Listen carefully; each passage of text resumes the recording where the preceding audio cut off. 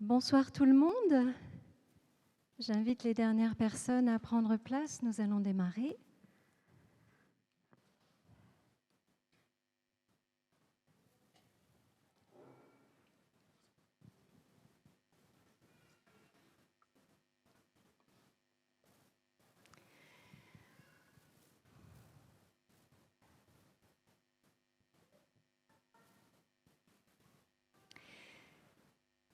Nous vous souhaitons à tous une cordiale et fraternelle bienvenue dans notre église de Saint-Nicolas, grands et petits. Nous sommes heureux de vous accueillir pour cette veillée et surtout, c'est le Seigneur qui est heureux de vous accueillir. Notre pasteur Stéphane est en congé. Nous avons la joie d'avoir parmi nous M. Philippe Günther et nous le remercions d'avance aussi pour le message qu'il nous apportera tout à l'heure. Le mot d'ordre pour ce dimanche est affiché, c'est 1 Corinthiens 3, verset 11. « Personne, en effet, ne peut poser d'autre fondation que celle qui est en place, à savoir Jésus-Christ. » La fondation qui est en place, c'est Jésus-Christ. Et personne, ni aujourd'hui, ni demain, ni jamais, ne pourra changer quoi que ce soit à cela, parce que c'est une vérité immuable. Chers frères et sœurs, quelles que soient les circonstances actuelles de votre vie, quel que soit l'état de notre monde, la grâce de notre Seigneur manifestée en Jésus-Christ demeure intacte. Tout peut gronder et vaciller autour de nous, tout peut peut-être même s'effondrer, mais Dieu a promis d'être avec nous. Saisissons-nous de cette promesse avec notre cœur, car c'est là notre espérance. Vous savez, réalité et vérité, ce n'est pas la même chose. La réalité, c'est ce que nous voyons, vivons. La vérité, c'est ce que Dieu déclare dans sa parole et qui s'accomplit. Ce ne sont pas les informations, ce ne sont pas les réseaux sociaux, ce ne sont pas les opinions des autres, ce ne sont pas nos émotions non plus, c'est la parole du Seigneur qui compte avant toute chose. Restons-y attachés. Et puis quand je vois ce verset, je pense à l'image d'une pyramide. La fondation de la construction, c'est l'œuvre rédemptrice de Jésus-Christ. Et puis il y a un empilement de briques jusqu'au sommet, qui est le royaume et la gloire de Dieu selon 1 Thessaloniciens 2,12. Et les briques, alors, ce serait quoi entre les deux extrémités? Eh bien, chaque brique représente une personne, une vie, une œuvre. C'est celui et celle que Dieu a choisi, élu, mis à part pour être héritier. Chacun est appelé à accomplir sa part avec les moyens et les ressources dont il dispose. L'un plante, l'autre arrose, pour reprendre les termes de l'apôtre Paul dans le passage de 1 Corinthiens 3. Et le tout fait un. Nous construisons sur cette seule et unique fondation. Amen. L'enjeu pour nous, par rapport à cette œuvre, c'est qu'elle soit solide pour arriver jusqu'au sommet. C'est que l'œuvre résiste à toute épreuve et à toute pression. Même si aujourd'hui elle demeure cachée, un jour elle sera révélée. Et si l'œuvre vaut quelque chose, le serviteur, la servante sera sauvé. Nous investissons déjà aujourd'hui dans l'éternité. Nous avons besoin les uns des autres parce que le chantier est bien trop vaste pour nous tous seuls. C'est un travail de collaboration avec Dieu et entre nous. Et Dieu fait croître notre œuvre. C'est ce qu'il a promis. Et il y a deux choses que je voudrais encore vous dire, que j'ai compris dernièrement et qui me paraît essentielles. La première, c'est que toute œuvre prend du temps. Parfois beaucoup de temps. Il faut beaucoup de patience. Mais Dieu est fidèle à ses promesses et il accomplit ce qu'il dit. Et la deuxième chose, c'est que si on n'agit pas selon la sagesse d'en haut, mais selon notre propre raisonnement, notre propre raison, même avec toute la bonne volonté, la sincérité qu'on peut avoir, on peut devenir un obstacle au plan de Dieu. On peut faire des dégâts. C'est pas juste on fait rien ou on fait quelque chose et ça ira. Si c'est pas en accord avec le Seigneur, eh ben, ça peut être compliqué. Notre capacité vient de Dieu seul. C'est ce que l'apôtre Paul dit aux Corinthiens dans la 2e épître. Le Seigneur, c'est lui l'architecte de toute la construction. C'est l'architecte parfait. Et il donne des directions, des directives, des spécifications pour ses plans. Et c'est à nous de les discerner et de les appliquer. Nous ne sommes pas faits pour fonctionner en freestyle. Et toutes ces briques assemblées, pour aller un peu plus loin, eh bien, forment un sanctuaire, un temple, un lieu saint pour la présence de Dieu, pour que l'Esprit Saint puisse habiter au milieu de nous, remplir et s'épanouir. Et ça commence par chacun de nous, de nos vies. Maurice Zindel disait, ce mystique très connu, « Le sanctuaire de Dieu, c'est l'homme. L'union avec Dieu ne peut se réaliser sans notre union avec l'homme. » Notre mission est de transmettre le salut que nous avons reçu en Jésus-Christ. Œuvre et serviteur, quand on le combine, donne service, nous servons. C'est à la croix et en Christ crucifié que commence la vie que Dieu peut véritablement employer comme il le voudrait. Et encore une fois, Zindel dit, « Nous ne pouvons participer à l'intimité du Fils de Dieu qu'en accomplissant la mission du Fils de l'homme. » Je répète cette dernière phrase. Elle est vraiment chouette, je trouve. Nous ne pouvons participer à l'intimité du Fils de Dieu qu'en accomplissant la mission du Fils de l'homme. Je vous invite à prier. Seigneur, merci. Merci parce que tu es là. Tu es avec nous, quoi que nous vivions. Merci parce que tu veux nous rencontrer ce soir, nous parler, nous visiter. Et c'est avec un cœur reconnaissant que nous te disons « Oui, viens Seigneur, par ton Esprit Saint, nous remplir de toi. Viens nous toucher de ta tendresse et conduis-nous dans ta sagesse. Nous nous présentons devant toi tels que nous sommes. Nous n'avons rien à craindre parce que tu nous as aimés le premier et parce que tu veux nous rapprocher de ton cœur par ton Fils Jésus. Que nous puissions sentir et vivre l'union que tu veux mettre au fond de nos cœurs, la communion avec toi et entre nous. Belle veillée. Amen. Voilà, bonsoir à tous. Nous sommes heureux de pouvoir vivre ce temps de louange avec vous. Heureux parce que nous sommes là pour louer et adorer le même Seigneur, car il est le Dieu qui mérite tout honneur, adoration, tout simplement parce qu'il est le roi de gloire. Je vous invite à vous lever pour prendre ce premier chant, Emmanuel.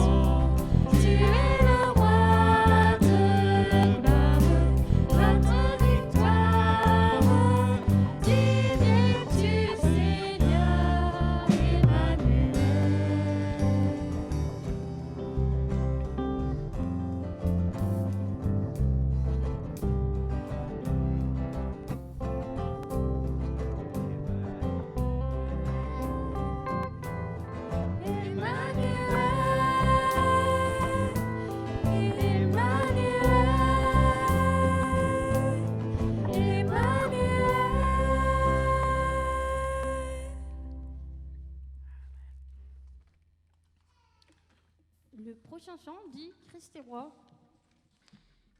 Et ben c'est la vérité que Christ est roi, il est roi des rois, il est élevé au-dessus de tout. Même quand tu ne le vois pas, c'est important de l'élever tout le temps et de dire qu'on élève Jésus sur nos situations. Et surtout pendant cette période-là, de Halloween, d'élever vraiment la lumière et d'appeler le nom de Jésus dans nos vies.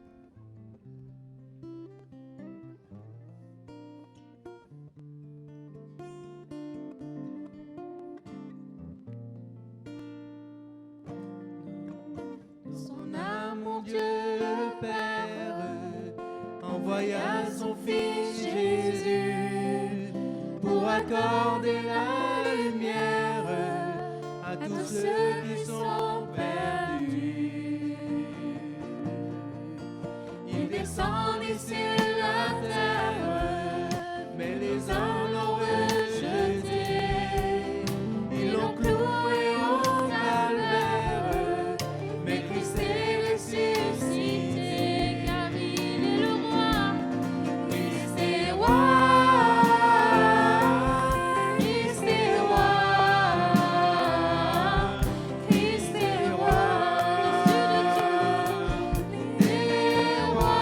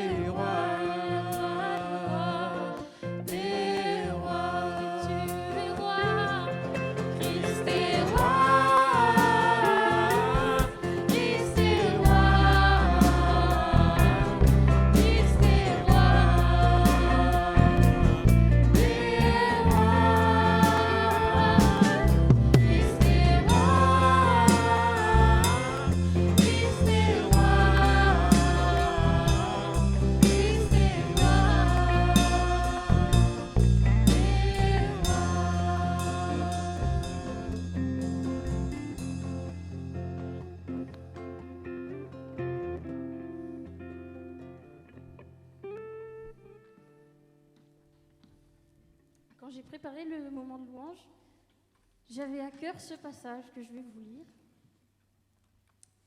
Comme Jésus était en chemin avec ses disciples, il entra dans un village et une femme du nom de Marthe l'accueillit dans sa maison. Elle avait une sœur appelée Marie qui s'assit aux pieds de Jésus et écoutait ce qu'il disait. Marthe était affairée aux nombreuses tâches du service. Elle survint et dit : « Seigneur, cela ne te fait-il rien que ma sœur me laisse seule pour servir ?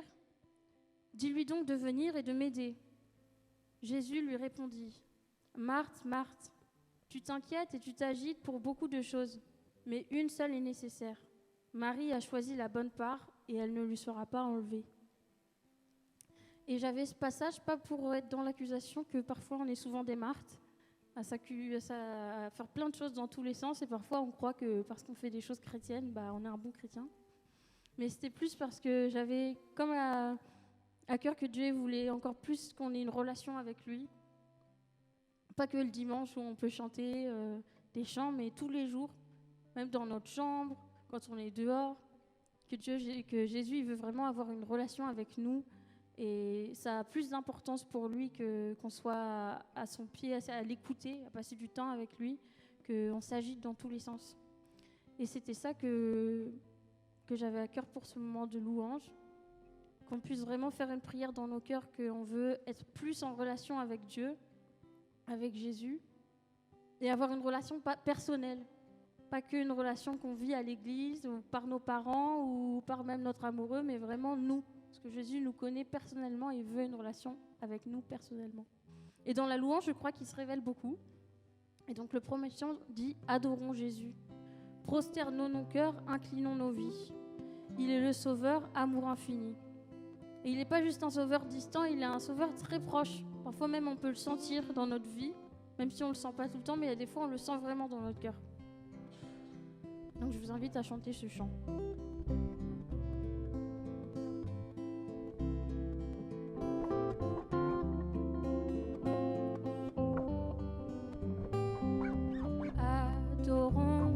Jésus, prosternons nos cœurs, inclinons nos vies.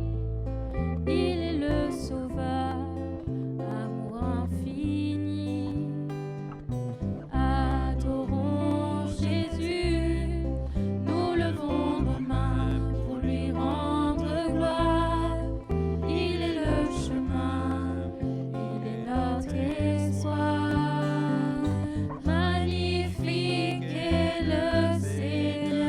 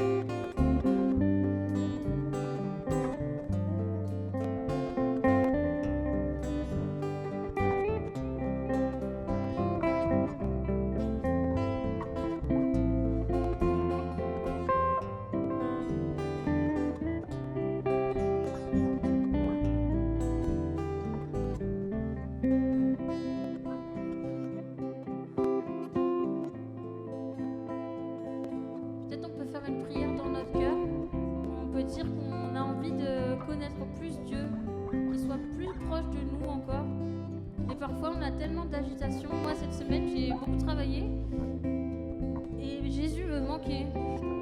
C'est bizarre à dire mais je me sentais hyper stressée et je me suis dit punaise, quand tu passes ton temps à aller d'une occupation à une autre, c'est difficile de ressentir la présence de Dieu. Mais si on lui demande juste une fois, même si dans toute la semaine on n'a pas pris du temps pour lui, on peut sentir sa présence.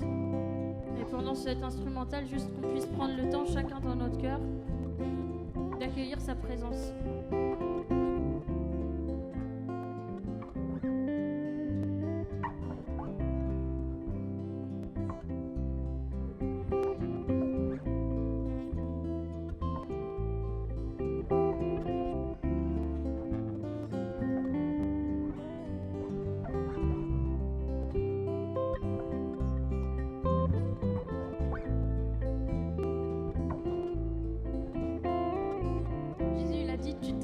Et tu t'agites pour peu de choses. Parce que Jésus, il tient tout entre ses mains. Tous nos problèmes, tous nos soucis, même toutes les choses où on s'agite à lui dire, il les connaît. Parfois, il faut juste les abandonner à lui et revenir sans cesse dans sa présence. Si on a un problème, c'est pas nous qui allons régler le problème, c'est quand on va être dans sa présence. Il va nous donner les solutions à notre problème. Si on est triste, on va être dans sa présence, il va nous donner sa présence qui ne peut pas faire en sorte qu'on se sente seul. Si on est malade, même parfois, il peut nous guérir dans sa présence. Si on est inquiet, il peut nous guérir dans sa présence. Si on est vraiment, on a des inquiétudes pour nos proches, on va dans sa présence et on lui confie tous nos problèmes. Et Jésus, il les porte et il nous met une paix qui est vraiment surnaturelle. C'est cette paix qui dit, je prends soin de toi, je m'occupe de ces choses. Mais parfois, on est trop à s'inquiéter, à s'agiter dans tous les sens, qu'on n'arrive pas à saisir cette paix. Et alors, on court et on demande encore et on demande, et puis en fait, on ne reçoit rien. D'être dans le silence avec Jésus, de prendre du temps pour lui tous les jours, même un tout petit peu, c'est là que on va commencer vraiment à grandir aussi dans la foi et grandir avec lui dans la relation qu'on a avec lui.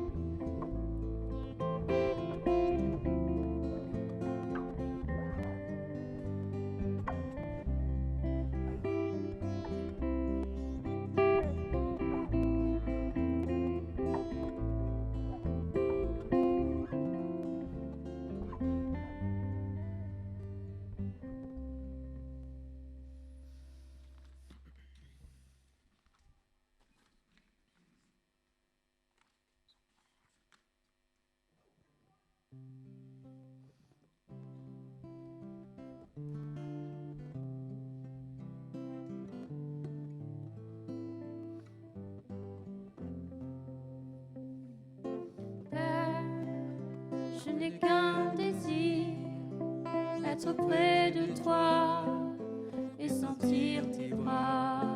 Oh, oh Père, tu as envoyé ton Fils bien-aimé pour quiconque croit. Saint-Esprit qui donne vie, ranime en moi ce feu pour toi. Saint-Esprit, viens par ta pluie, rafraîchis-moi et envoie ce nouveau, un souffle nouveau, envoie un souffle nouveau, un souffle nouveau.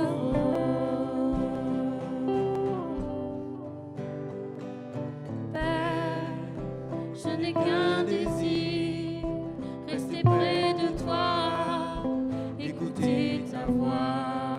Oh, oh Père, tu m'as tout donné, et c'est à tes pieds que je veux rester. Saint-Esprit, qui donne vie, ranime en moi ce feu pour toi. Saint-Esprit,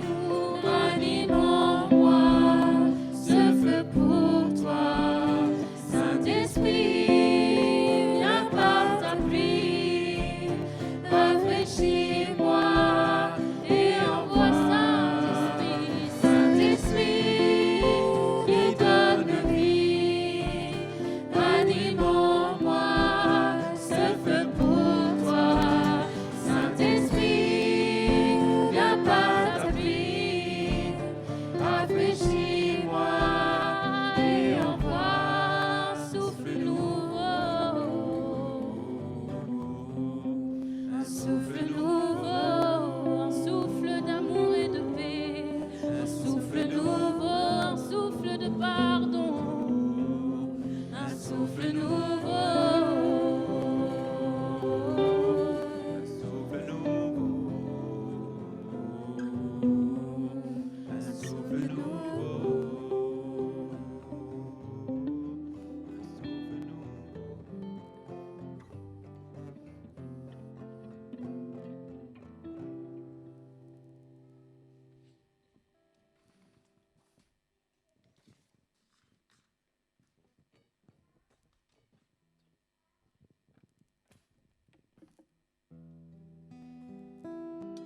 Jésus, il a dit qu'il nous avait bénis de toute bénédiction spirituelle dans les lieux élevés.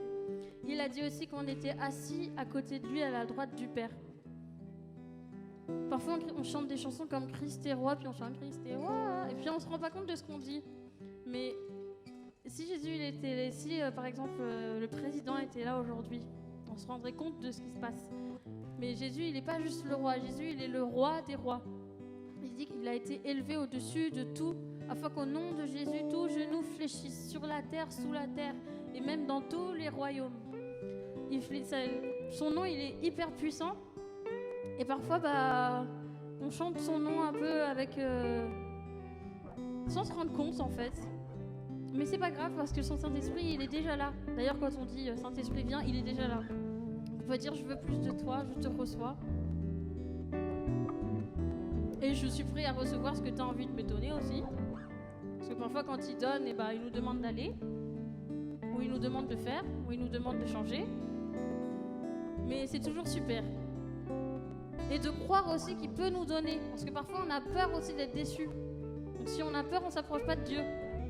Mais Dieu, il veut nous donner aussi. Il a dit qu'il nous a bénis de toute bénédiction spirituelle. Et ce chant dit « Viens, Saint-Esprit, viens, ouvre le ciel, descend sur nous ». Mais quand Jésus, déjà, il est ressuscité, quand il est mort, le voile s'est déchiré. Du haut vers le bas, si je ne me trompe pas. C'est-à-dire que Dieu s'est rapproché de nous. C'est pas à nous qui avons à faire des efforts, mais juste de saisir les choses par la foi. Et je crois que parfois, nous, on est un peu comme Marthe, à vouloir faire. On pense que c'est nous qui allons gagner les mérites de Dieu. Mais non, on a juste à être avec lui.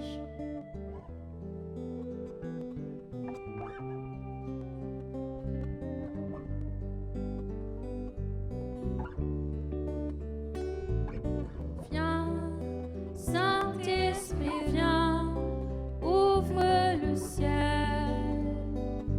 descends sur nous, viens, Saint-Esprit, viens, feu éternel, embrase-nous, viens, Saint-Esprit, viens, touche la terre, descends sur nous, viens, Saint-Esprit, viens, amour du Père, embrase-nous et sois le feu qui me guérit, sois l'amour qui me bénit. Voici mon cœur,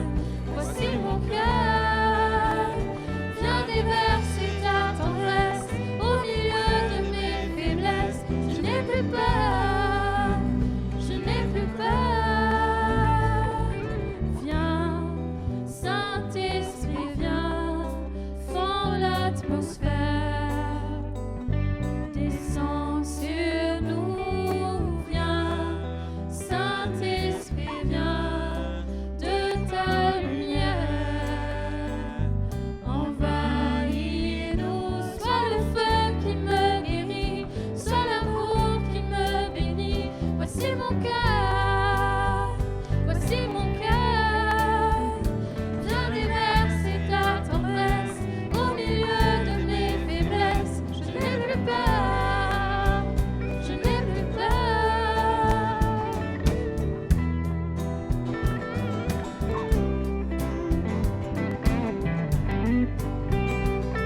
Digne de louange, digne d'adoration, digne de louange.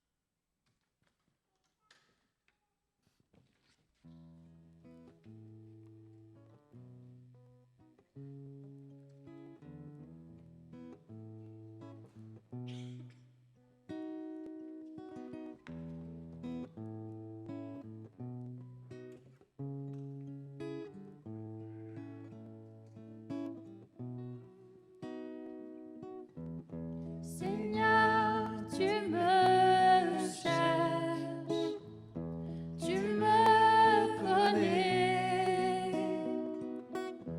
Et si je t'oubliais, je sais que tu m'aimes. Ta sainte présence, elle m'environne. Et à chaque moment, je sais que tu m'aimes. Je sais que tu m'aimes. Chantons à la croix, je me prosterne. Où ton sang coula pour moi, aucun amour n'est plus grand. Oui, tu as gagné sur la mort, tu as gagné sur la mort. Ta gloire remplit les dieux très hauts, rien ne peut nous séparer. Chantons à la croix, je me prosterne. Où ton sang coula pour moi, aucun amour n'est plus grand. Tu as gagné sur la mort, ta gloire remplit les lieux très hauts, rien ne peut nous séparer. Tu marches devant moi, tu gardes mes pas, et ta main me soutient. Je sais que tu m'aimes, je sais que tu m'aimes. À la croix, je me prosterne, où ton sang coula pour moi, aucun amour n'est plus grand. Tu as gagné sur la mort, ta gloire remplit les lieux très hauts, rien ne peut nous séparer. À la croix, je me prosterne, où ton sang coula pour moi, aucun amour n'est plus grand. Tu as gagné sur la mort, ta gloire remplit les lieux très hauts, rien ne peut nous séparer. Tu déchires le voile, tu traces un chemin, car tu as tout accompli. Tu déchires le voile, tu traces un chemin, car tu as tout accompli. Si tout s'effondrait devant mes yeux, tu resterais là avec moi. Je sais que tu m'aimes, je sais que tu m'aimes. À la croix, je me prosterne, où ton sang coula pour moi, aucun amour n'est plus grand. Tu as gagné sur la mort, ta gloire remplit les lieux très hauts, rien ne peut nous séparer. À la croix, je me prosterne, où ton sang coula pour moi, aucun amour n'est plus grand. Tu as gagné sur la mort, ta gloire remplit les lieux très hauts, rien ne peut nous séparer. À la croix, je me prosterne, où ton sang coula pour moi, aucun amour n'est plus grand. Car tu as gagné sur la mort, ta gloire remplit les lieux très hauts, rien ne peut nous séparer.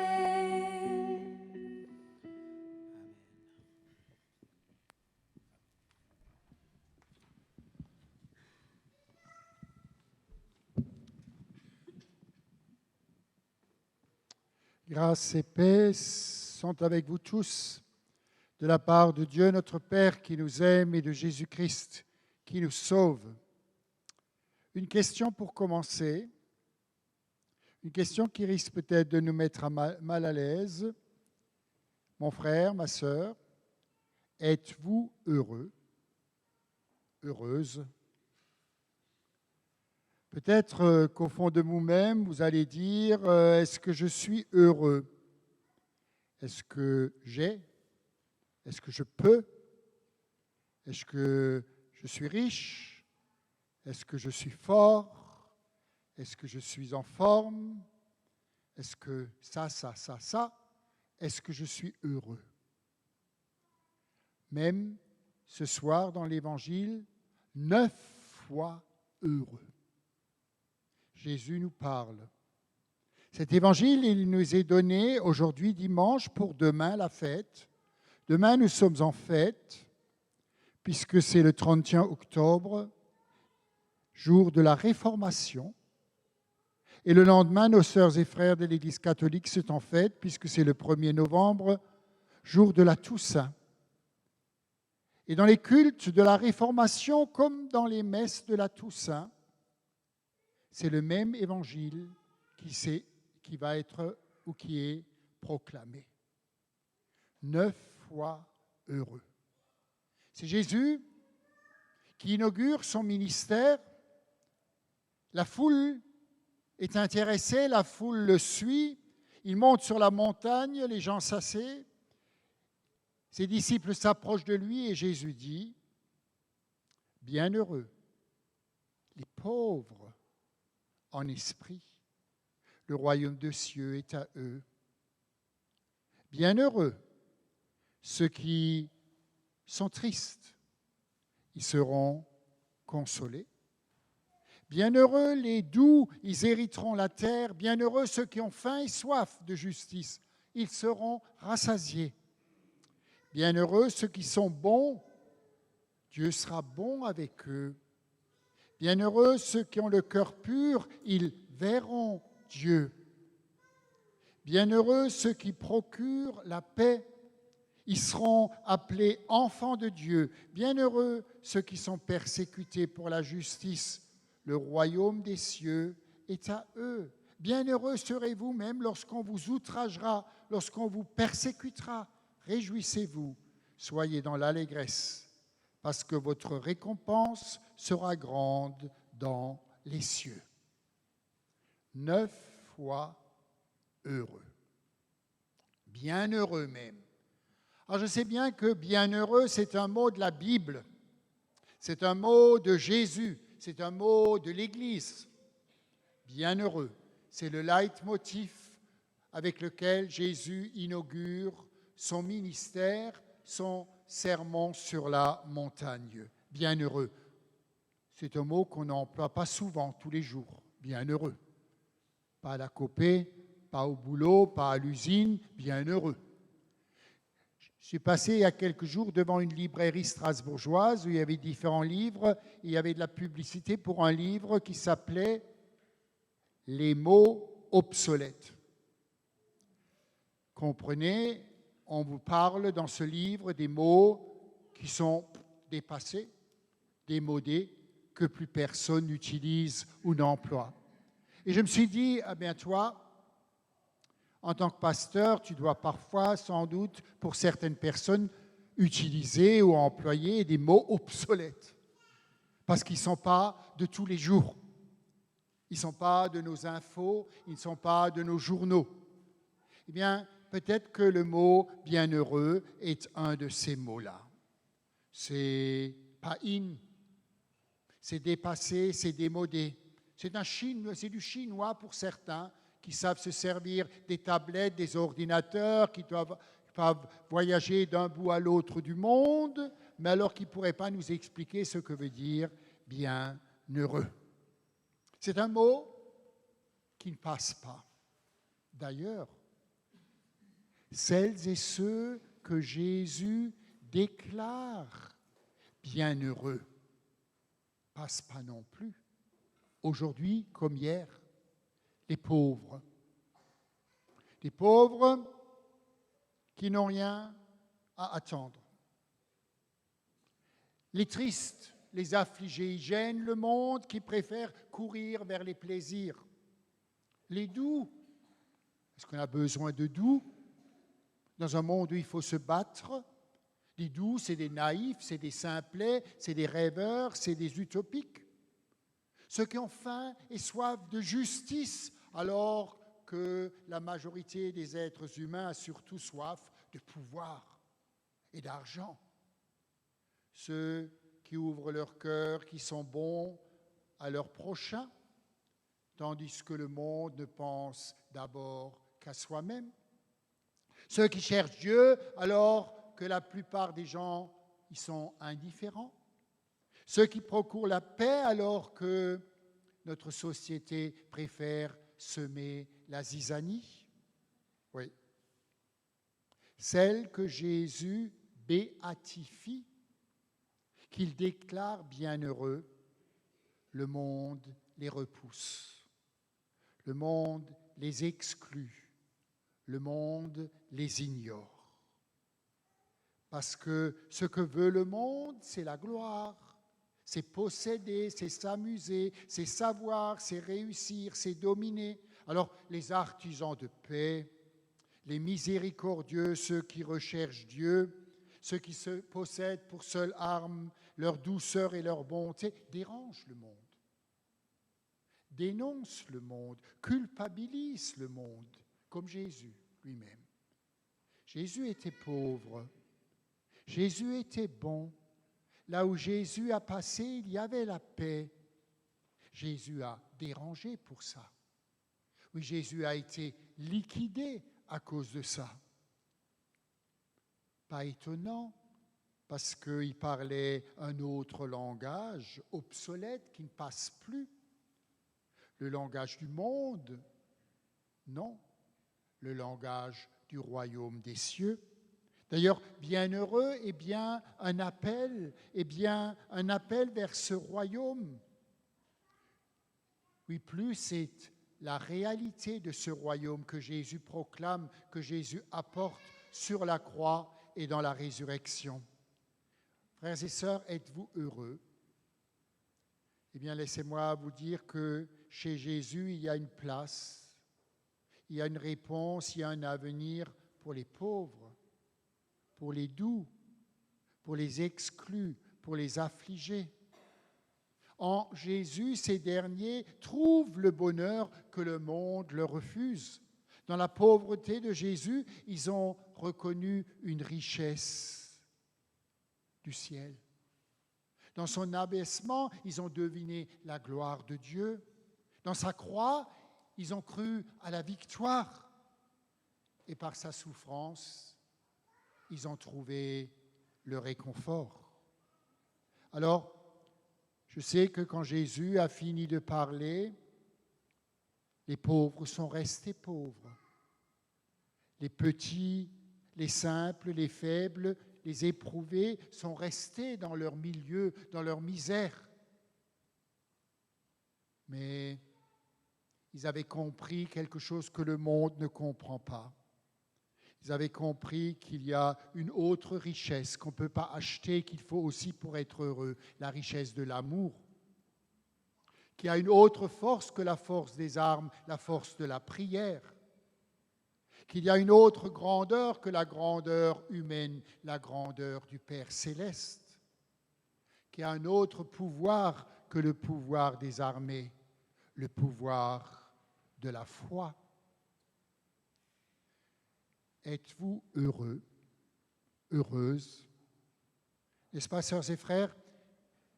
Dans notre vie, si on trouve le bonheur, on a toujours et tout de suite peur de le perdre. Dans ce monde, si on trouve le bonheur, on a toujours envie d'en avoir encore plus. On n'est jamais comblé. Et même si on réussit à être longtemps heureux, ici-bas, notre bonheur meurt quand nous mourrons. Mais au royaume des cieux, nous goûtons à une joie qui ne dépend pas des crashs boursiers, pas des tremblements de la terre, à une paix que personne ne peut nous arracher et un bonheur qui triomphe même de la mort. Bienheureux. Alors oui, nous voulons accepter ces béatitudes Parce que accepter les béatitudes, ce n'est pas endosser une attitude de béat, mais recevoir une récompense, un bonheur, qui n'est pas la réponse pour nos efforts, mais qui est un don, qui est un cadeau, qui est une grâce. Pour le monde, le bonheur, il faut le gagner, il faut le mériter, il faut le construire, il faut le rechercher. Pour le monde, être heureux, c'est faire un effort, travaille, économise, aie de la chance. Au royaume de Dieu, le bonheur est offert. Au royaume de Dieu, le bonheur est accordé. D'ailleurs, sœurs et frères, avec quoi les pauvres veulent-ils payer? Sœurs et frères, avec quoi ceux qui sont tristes, ceux qui sont faibles, veulent-ils le rendre et le mériter? Jésus a redonné de l'espoir en disant 9 fois bienheureux. Et quand je lis ça ce soir, je ne peux m'empêcher de penser à un homme qu'il y a 5 siècles, exactement il y a 505 années, a élevé sa voix et s'appelait Martin Luther. Parce qu'à son époque, même l'Église s'y est mise. Il fallait donner, il fallait payer, il fallait mériter pour être sauvé. On vendait des lettres d'indulgence et les gens allaient au marché pour acheter pas seulement des pommes et des légumes, mais acheter un billet, parce que celui qui leur vendait le billet disait « Dès que l'argent teintera dans la caisse, ton âme sautera au ciel. » On pouvait acheter le pardon de Dieu. Alors Luther n'a pas pu se taire. Il a rédigé ses 95 thèses que le 31 octobre 1517, il a placardées sur l'église de Wittenberg, où il dit « Repentez-vous, car le royaume des cieux est pour les pauvres, les affligés, les doux, les fils de la paix. Ce n'est pas à prix d'or ou d'argent que vous êtes sauvés, mais par le sang précieux du Christ. » Luther a réagi. Luther s'est mis à se battre. Luther s'est mis à protester.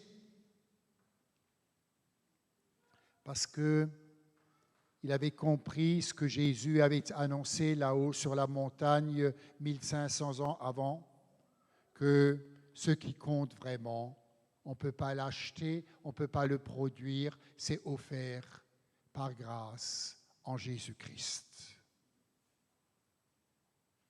On ne peut faire soi-même son salut, on ne peut acheter soi-même son éternité, parce qu'alors les pauvres, on les laissait encore plus pauvres et les faibles encore plus faibles. Les critères de Dieu ne sont pas les critères de ce monde. Ce n'est pas ce que nous possédons, ce n'est pas ce que nous savons, ce n'est pas ce que nous méritons qui est déterminant pour Dieu.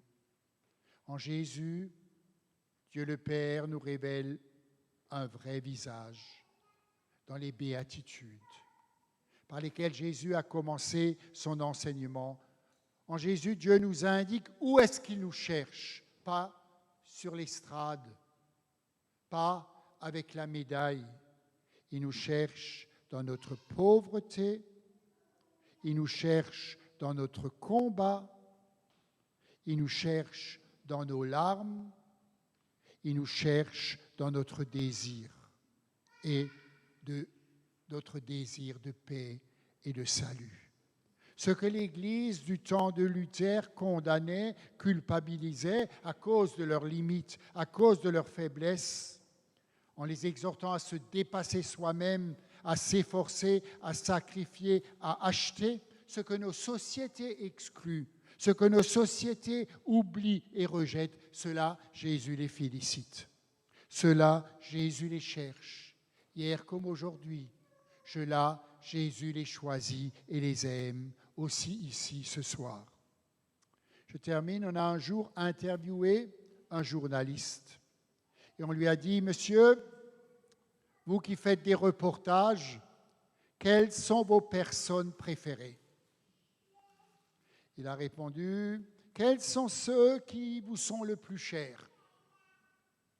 Et le journaliste a répondu, ce sont celles et ceux qui vivent dans la lumière. Comparez les stars, ceux qui ont, ceux qui éblouissent par leur beauté, par leur puissance, par leur succès, par leur fortune. Ceux-là sont intéressants, ceux-là font la une, ceux-là les gens veulent les voir, les autres on s'en fout. Eh bien, Jésus, lui, il a un faible pour les faibles. Jésus, lui, il a une main ouverte et un cœur ouvert pour les doux, pour les insignifiants. Jésus est venu chercher, appeler, sauver ceux qui étaient perdus, ceux qui étaient dans l'ombre. Jésus n'est pas venu annoncer le malheur. Ça, c'était les pharisiens. Les pharisiens, ils ont dit, attention, si tu ne pratiques pas ça, si tu ne fais pas ça, si tu ne donnes pas ça, dehors. Jésus est venu en disant heureux. 9 fois bienheureux.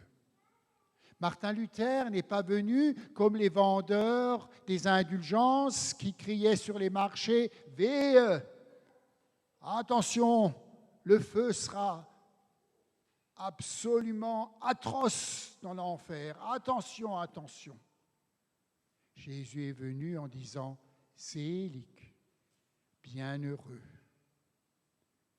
Il a redonné un avenir et une espérance. Chers amis, sœurs et frères, ce message là-bas, il y a 2000 ans sur la montagne, ce message là-bas, il y a 500 ans à la porte d'une église, c'est le même message pour vous ce soir.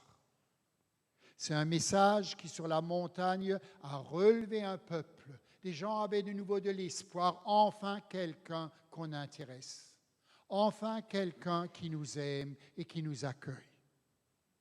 Il y a 5 siècles, ce message a changé l'Église et bouleversé le monde. C'est le message pour nous, ce soir et pour demain. Nous devons l'emporter et nous devons le partager à tous ces mendiants de bonheur qui demain vont croiser ta route, qui tout à l'heure vont croiser ton chemin.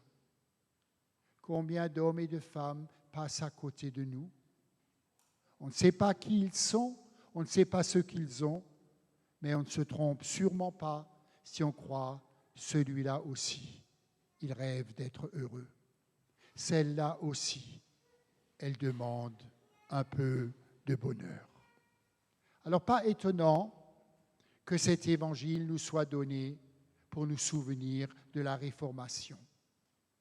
Le dernier mot du réformateur Martin Luther, vous le connaissez. Si vous aviez été chez moi au catéchisme, vous l'auriez connu. Le dernier mot du réformateur Martin Luther, c'était « Wir sind Bettler, das ist wahr ». Nous sommes des mendiants. Voilà la vérité sur nous. Ça veut dire quoi? Nous n'avons rien à faire valoir devant Dieu. Tout est à recevoir, les mains ouvertes devant toi. Nous n'avons rien à mériter face au Christ. Tout est grâce. Alors, acceptons comme ces hommes et ces femmes assis aux pieds de Jésus sur la montagne là-bas. Les pauvres, les doux, les simples, les pacifiques. Acceptons comme eux notre petitesse, notre indignité. Avouons que nos efforts, que nos œuvres ne peuvent pas nous acquérir le bonheur céleste. Tendons nos mains vides. Dieu va les remplir. Tournons nos visages vers lui. Dieu essuiera nos larmes. Ouvrons-lui nos cœurs. Dieu nous comblera. Par grâce. Amen. J'aimerais prier. Merci Seigneur, parce que toujours à nouveau, tu nous cherches, non pas là où peut-être nous aimerions être, mais là où nous sommes vraiment. Tu viens jusqu'au fond, tu viens jusqu'au bout, pour être lumière dans notre nuit, pour être parole dans nos silences, pour être présence dans nos solitudes, pour être la main qui ne plus jamais va nous lâcher, pour être le Seigneur qui nous sauve et qui nous aime. Merci Seigneur de pouvoir simplement l'accepter. Merci Seigneur de nous donner chaque jour de ce bonheur-là, un bonheur que personne ne fabrique, que personne ne peut vendre ni acheter ici-bas. Merci pour ton amour, pour ton pardon et pour ta paix. Que maintenant, chacun puisse les recevoir et après s'en aller en paix et les partager demain à ta seule gloire. Amen. Et nous écoutons encore le groupe de chant.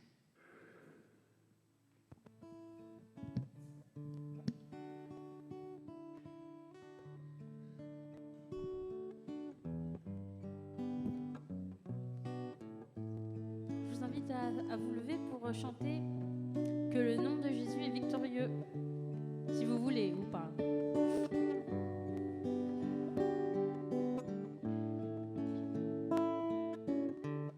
Tu étais là dès la création, Fils unique du Dieu très haut. Les mystères de ta gloire révélés en toi, Christ, notre Seigneur. Oh, ce nom est si merveilleux, oh, ce nom est si merveilleux, le nom de Jésus Christ, mon roi. Oh, ce nom est si merveilleux, sa beauté sans pareil. Oh, ce nom est si merveilleux, le nom de Jésus. Tu n'as pas voulu laisser sans nous, alors Jésus, tu es venu. Ton amour a vaincu mon péché, et rien ne peut nous séparer. Oh, ce nom est si glorieux, oh, ce nom est si glorieux, le nom de Jésus Christ, mon roi. Oh, ce nom est si glorieux, sa bonté sans pareil. Oh, ce nom est si glorieux, le nom de Jésus.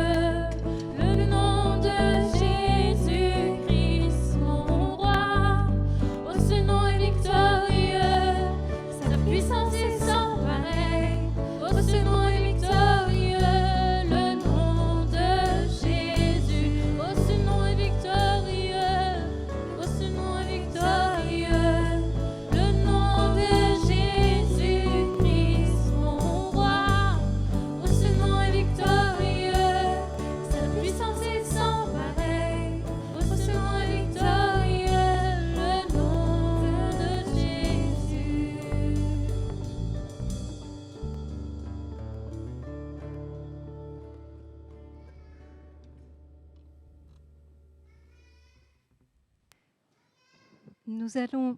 Est-ce que vous m'entendez? Oui.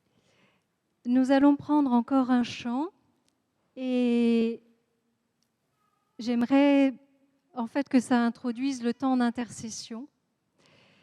Pour ce temps d'intercession, j'aimerais vous proposer qu'on se mette par 2-3. Et par rapport à ce que nous avons entendu ce soir, par rapport à ce que Évodie nous a partagé de l'évangile qu'elle a choisi avec les amis de Jésus, de ce que Philippe nous a aussi partagé du sermon sur la montagne, que vous puissiez les uns les autres exprimer une parole d'encouragement, de bénédiction, d'amour, d'envoi sur la personne avec qui vous êtes. Cette personne qui est mendiant de bonheur, pour reprendre l'expression, qui rêve d'être heureuse, qui demande du bonheur, et simplement ouvrir le cœur et les mains, recevoir cette grâce, se tenir aux pieds de Jésus, comme la foule, comme Marie. Et réfléchir aussi, c'est la deuxième chose dans l'intercession, à une personne à qui cette semaine vous aimeriez aussi offrir une telle parole.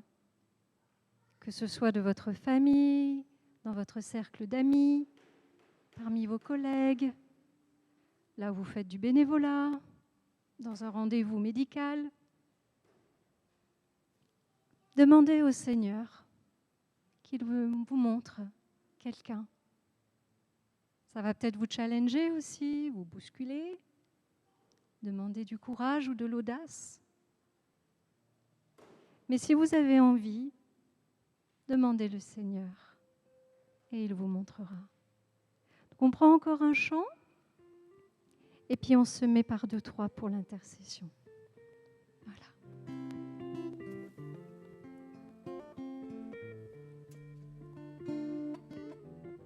Ce chant, il dit merci. Et c'est un chant que j'ai beaucoup entendu quand j'étais dans un orphelinat en Afrique. Et c'était les enfants qui le chantaient.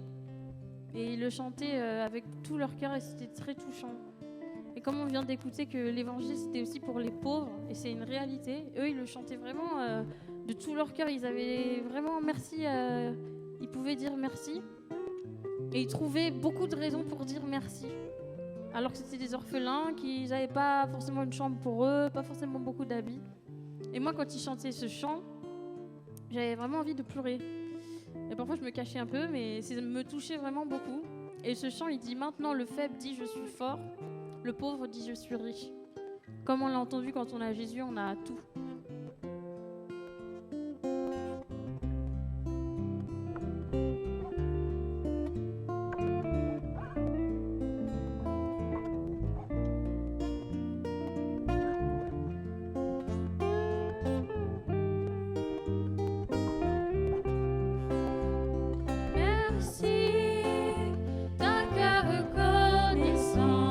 Merci, ô Seigneur, 3 fois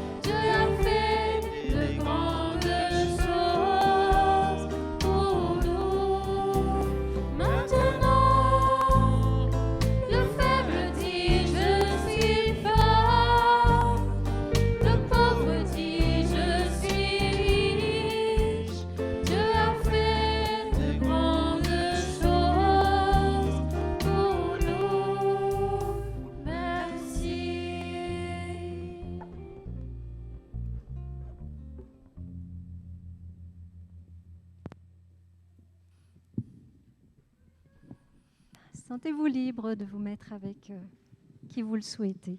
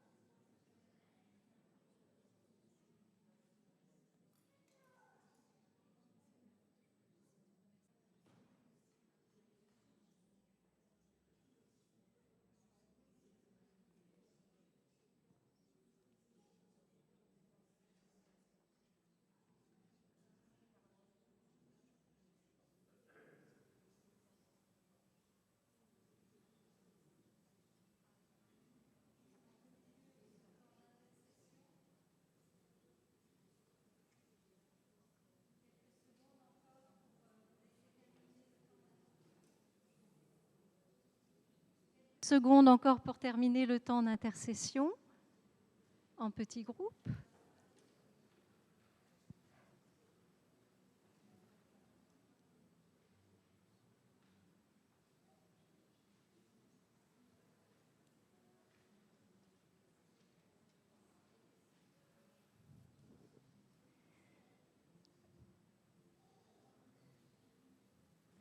Seigneur, merci parce que tu es notre papa, tu es celui qui prend soin de nous chaque jour. Merci Seigneur pour la famille que nous formons aussi, pour nos frères et sœurs, pour ceux que nous aimons naturellement, pour ceux où c'est parfois un peu plus difficile, mais tu es là et par ta grâce, tu ouvres des chemins de vie et d'amour. Et c'est ensemble d'un même cœur que nous voulons prier le Notre Père. Je vous invite à vous lever. Notre Père qui es aux cieux.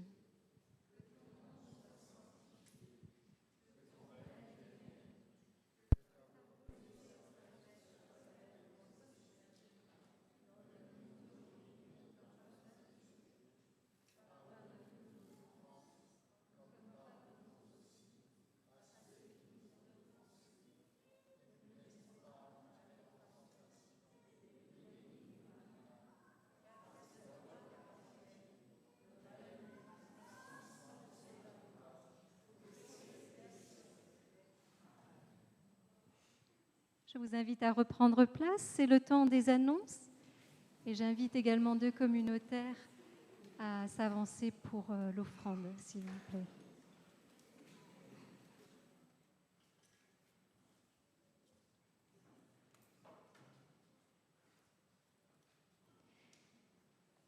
Nous avons la veillée habituelle la semaine prochaine à 18h, veillée de louange.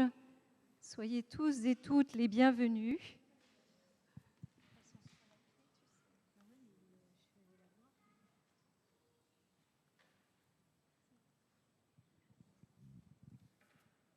On va essayer de les afficher.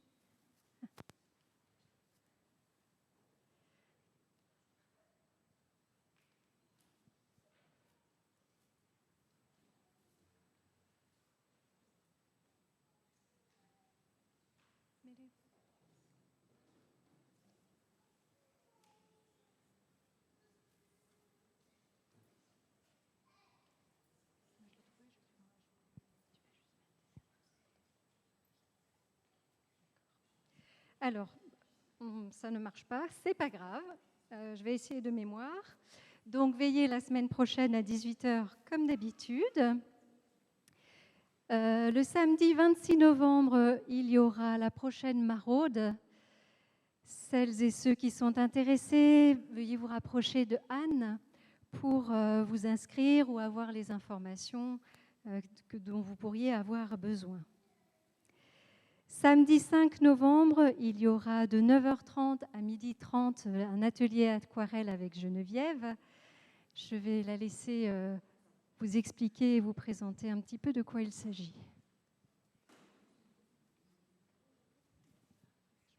Bonjour. Je pense que tout le monde a déjà vu les magnifiques chefs-d'œuvre qui avaient décoré la souka, qui sont ici et qui viennent des 2 premières fois où nous avons fait un atelier. Moi, je suis étonnée parce que 5 personnes sur 7 étaient débutantes. Encore, il faut se mettre là ? D'accord. En tout cas, s'il y a des personnes débutantes ou non qui ont envie de se joindre à nous pour le 5, donc samedi prochain matin, entre 9h30 et 12h30. Par contre, il faut apporter son matériel. Tout le monde est bienvenu, n'est-ce pas, débutant ou non. Donc le matériel, c'est pas grand-chose. C'est une boîte d'aquarelle.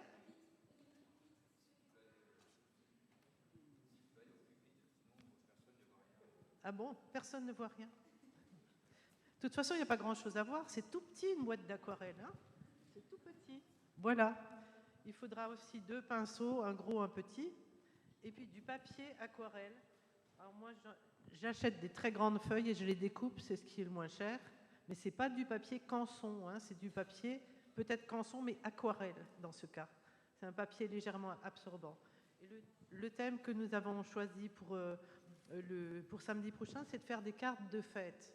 Pas forcément des thèmes de Noël, Nouvel An, mais peut-être pour votre entourage ou pour éventuellement proposer à la vente qui aura lieu le dernier dimanche de novembre, ici même, pour les artistes surdoués que nous sommes, n'est-ce pas ? Enfin voilà, bienvenue. Cette vente de l'Avent aura lieu le 27 novembre, ici à Saint-Nicolas. Voilà, bonsoir. Moi, je voulais vous faire part d'une conférence qui aura lieu demain soir à 18h au FEC. Et le thème de cette conférence à 2 voix, c'est Ésaïe 53, le serviteur souffrant. Et les 2 conférenciers, c'est le grand rabbin Ariel Ribeiro et Michel Deneken, un théologien catholique. Je pense que ça peut être intéressant si vous avez le temps. Demain soir, j'ai eu la nouvelle hier. C'est l'association judéo-chrétienne et Charles Péguy qui les organise.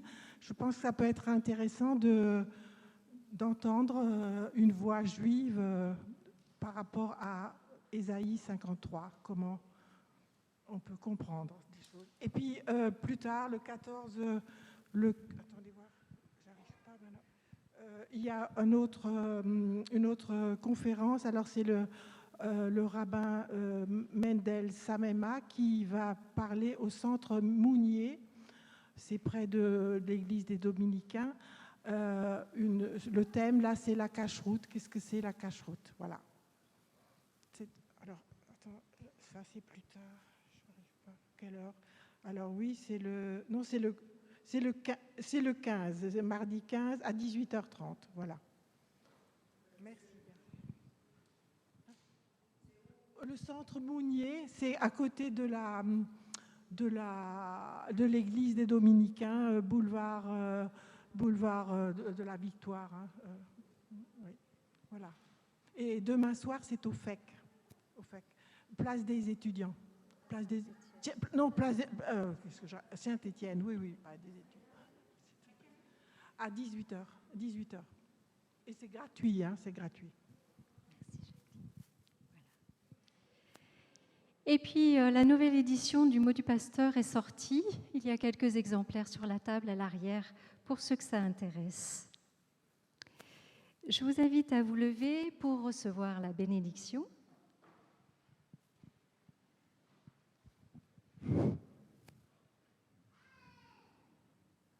Après la bénédiction, il y aura un dernier chant, et il y aura pendant le chant l'offrande, parce que personne ne passe encore. Voilà. Seigneur Dieu, tu as promis de nous accompagner tous les jours jusqu'à la fin du monde. Bénis-nous maintenant, sois avec nous, soit devant nous, soit derrière nous, soit près de nous, pour que nous puissions toujours donner, toujours pardonner et ne jamais abandonner. Au nom de Jésus, nous t'en prions, Père. Bénis-nous et garde-nous. Sois et donne-nous ta paix. Amen.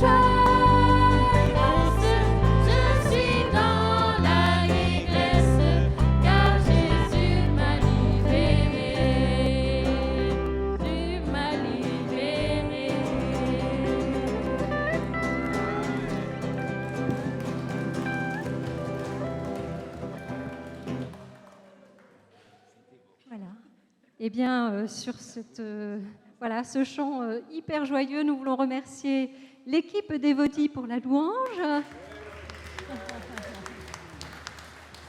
Merci à Philippe pour le message. À Caroline, Sébastien et Kevin devant derrière pour la partie technique. À Jacqueline et à Corinne pour l'accueil. Sandrine pour la projection. Et merci au Seigneur. Belle soirée à tous, bon retour.